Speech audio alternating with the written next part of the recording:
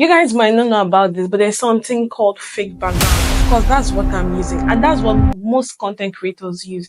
And there you are thinking that your house is not aesthetically pleasing enough or is so cluttered with so many things. Who told you you have to bury down all the talents that you have, all the creative ideas in your head that you're supposed to be dishing out to us? Who told you have to bury it down just because you don't have a very nice place? With this fake background, I tell you, you can sit down and dish anything you want to teach, dish out any content you want to dish out, and we are willing to learn. I'm here willing to teach you guys for free how you can achieve this aesthetically pleasing background for your videos. Trust me, nobody will know. I bet you didn't know. It's a fake background, but we know that we have to try as much as possible to make it look realistic. And so here are the steps, here are the things that you need to know before you proceed to getting a fake background. First things first, you need to have a tripod. Even if you don't have a tripod, get something stable. Do not have someone hold it for you, because at any point the person can shake, and we don't want that in our video, because once your camera is shaky, you're not going to achieve something very realistic or a very seamless result, and we don't want that at all for this video, right? We don't want them to catch us. You need a stable light focused directly to you. And if you don't have the gadgets, it doesn't matter. You can sit very close to your window. Do it during the day when the sun is hot. Open your curtains and do your video. Nothing should limit you this year. Don't forget. You also need to mind the way you move. You don't need to move too much. You shouldn't move a lot, so that your video doesn't look shaky. And uh, when you try and shake and edit, I'm sure you understand what I mean when I say you shouldn't shake a lot when doing this video. Another thing you need to consider is you need to dig out a background for yourself. You need to dig out what kind of background do you want. If you're a makeup artist, make sure you pick background that suits what you do.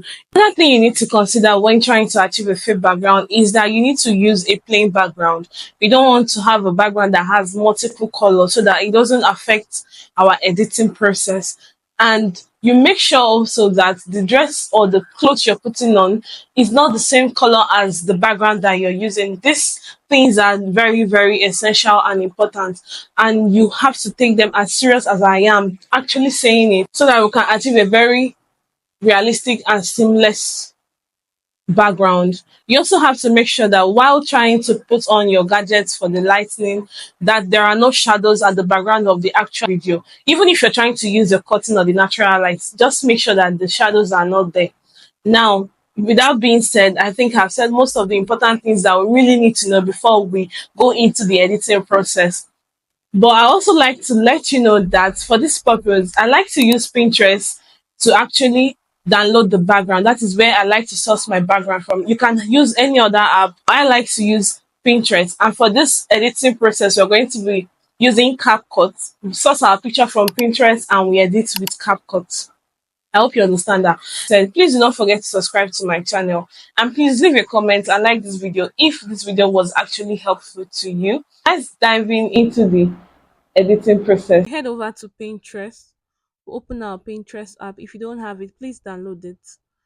And normally you can actually search for what you want, but I think I see they are bringing out some really cool stuff. So I'm just going to work with this. I like this. This is nice. So I'm going to screen grab it and crop it out. And I'm sure you know why we're doing this. We don't want to be caught. Done. Now we head over to CapCut. There's something I like to do. I like to first of all, blur my background. So I click on it, go to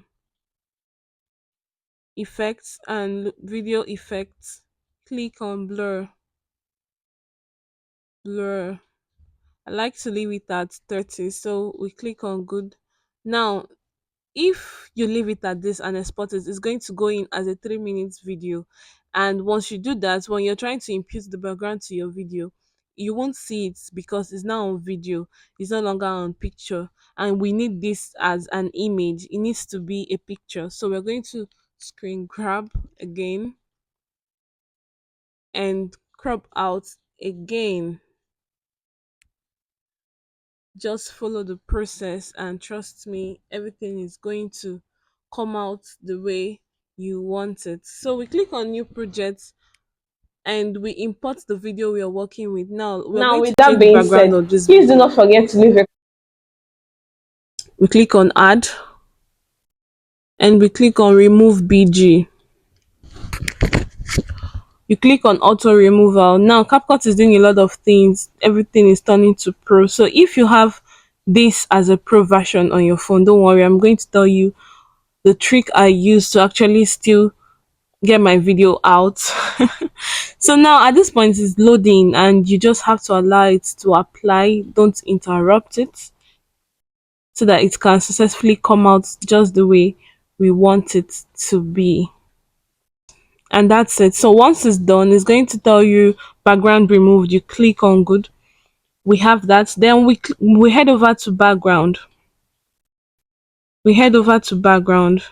Now at this background we have options. We could pick colors, yellow, orange, purple, blue, you know, but we're not here for all of that. We're not here for all of that. So we're going to head straight to what we're here for, which is image. So we click on image, click here, and you pick the background. Now you can see this is our background, and we click on good. now with Here we have it. Let me silence the video so it doesn't interrupt what we're doing. Now this is our video.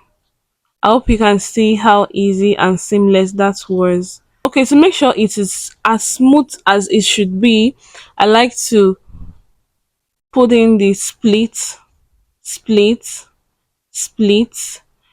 Doing this is to avoid crack that comes up with this, because if you don't do this, I bet you people will be watching your video but it will be cracking. So I like to use the split method on it to avoid the crack. Mind you, this edit or this background removal must have happened after you are done editing your video. Everything you need to edit in that video has got to be done before the background removal.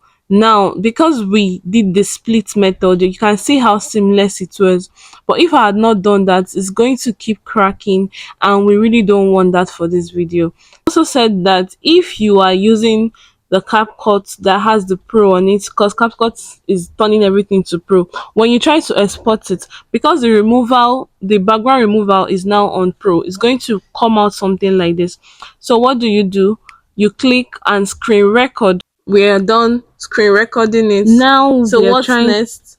What's next is to crop it out, crop out all the excesses, as you can see what I'm doing, and we click on done.